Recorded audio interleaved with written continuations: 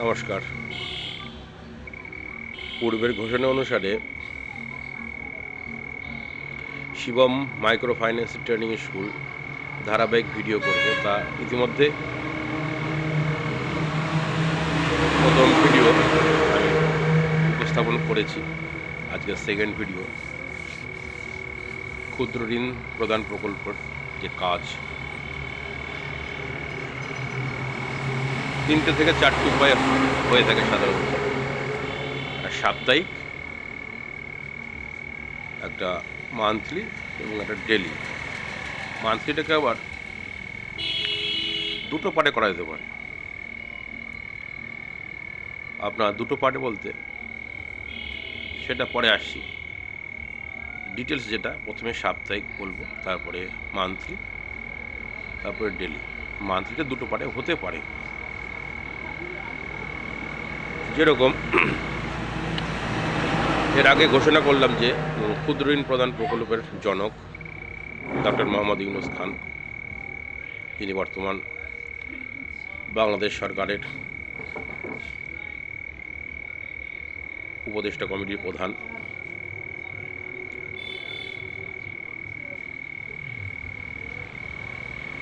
এর আগেও মাইক্রো ফাইন্যান্সের ছিল ব্যবসা ভারতবর্ষে। বন্ধন আমরা দেখছি, যেটা বন্ধনে আগেও ছিল, বাংলাদেশে আগেও ছিল ক্ষুদ্র ঋণ প্রদানের ব্যবসা। সেটা কারা করত? কাবুলিওয়ালা। আফগানিস্তান থেকে একটা টাইমে আমাদের পশ্চিমবাংলায় এরকম সুদে টাকা দিত সাপ্তাহিক ভিত্তিতে, এবং এক দেশ থেকে এসে এক দেশে টাকা দিত, কিন্তু তাদের টাকা তোলার পদ্ধতিটা কিন্তু খুবই শান্ত ছিল, কোনো রকম জোরপূর্বক ছিল না। বাহুবলে কিন্তু টাকা ওঠে না, বাহুবলে টাকা ওঠে না, এটা আমি জোর গলায় বলছি। যারা বাহুবলে টাকা সুদের কারবার করে গ্রামে দেখবেন, তাদের ব্যবসা ক্ষণস্থায়ী, গুটিয়ে যাওয়ার প্রস্তুতটা বেশি। মূলত এই সমস্ত ব্যবসাগুলো রিকভারির উপরে টিকে থাকে।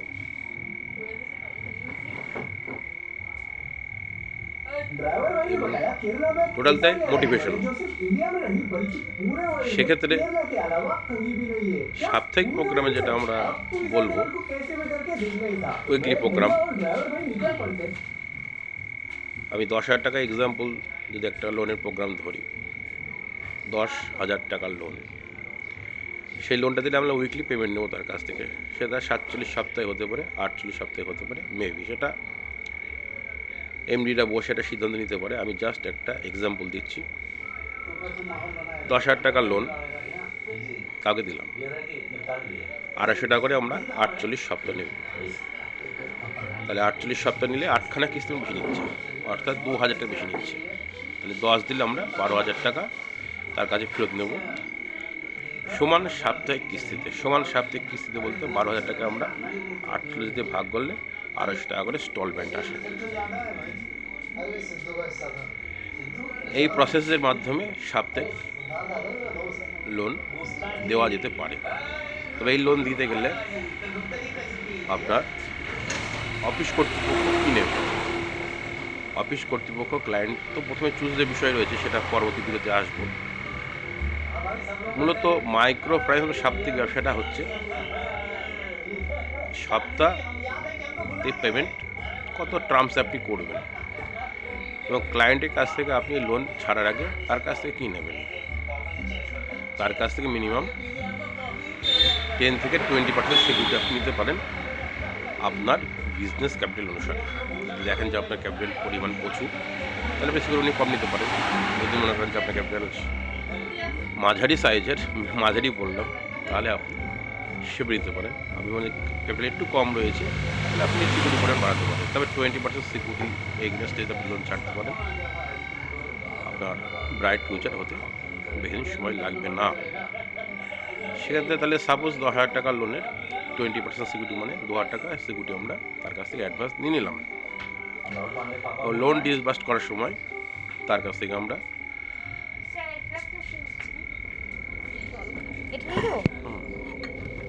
4 থেকে 6%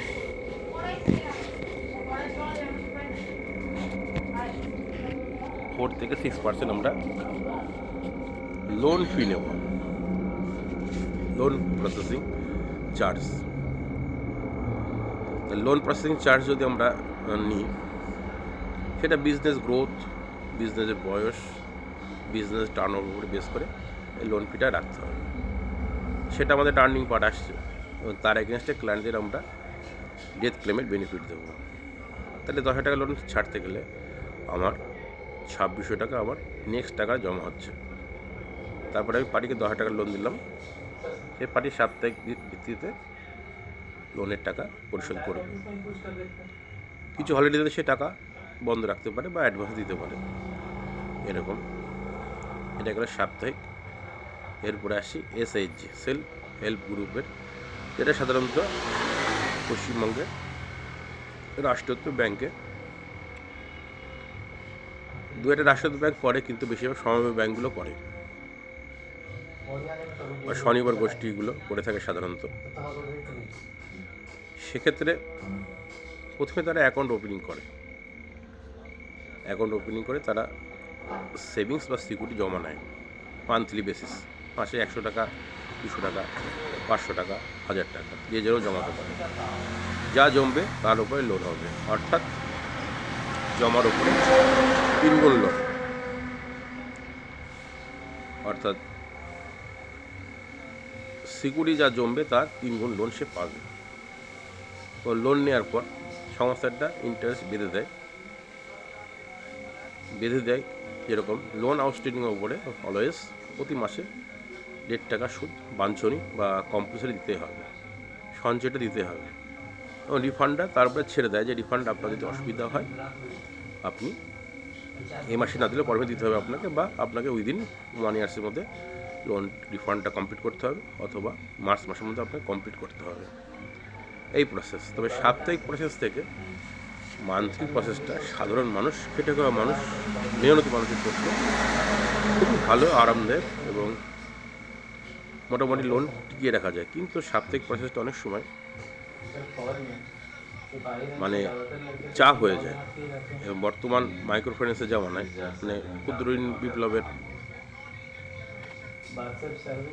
মানে দিবস বলা যেতে পারে, ক্ষুদ্র ঋণ বিপ্লব আর কি। সেটা হচ্ছে প্রত্যেকে ঋণগ্রস্ত, প্রত্যেকেই ঋণ দেউলিয়া, প্রত্যেকটা পরিবার ঋণের জালে জর্জরিত, এবং প্রত্যেকেই সাপ্তাহিক সুদের প্রোগ্রামের নিয়ে ব্যবসা করে।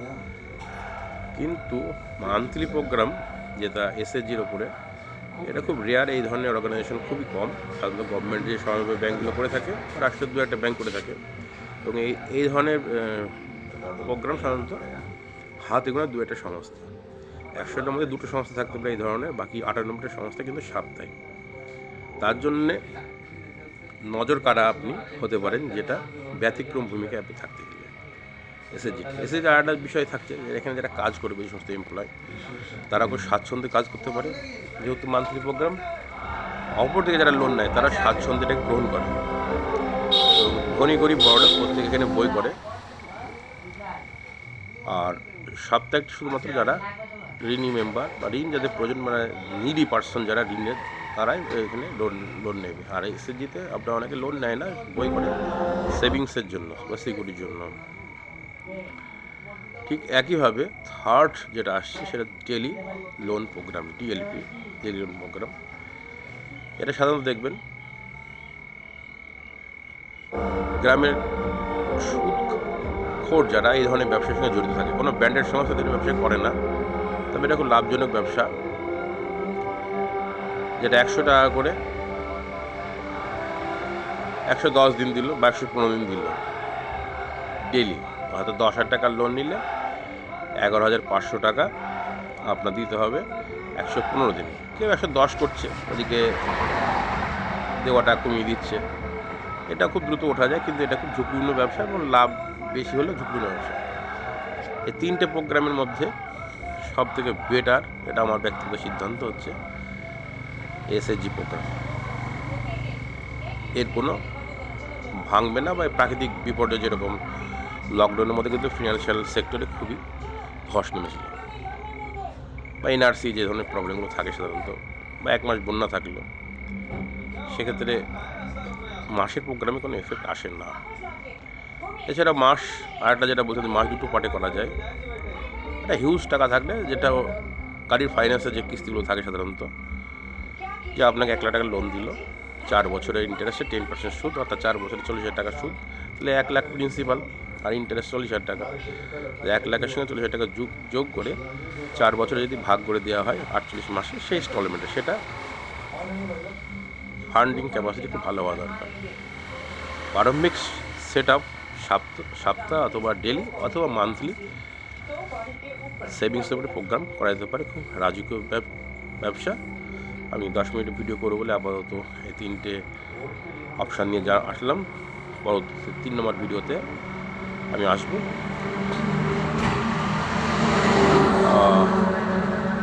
মাইক্রো ফাইন্যান্সের প্রথম স্টাডি যেটা আপনি চুজ করবেন, আপনি এই 3টের মধ্যে কোন ব্যবসাটা করবেন, অথবা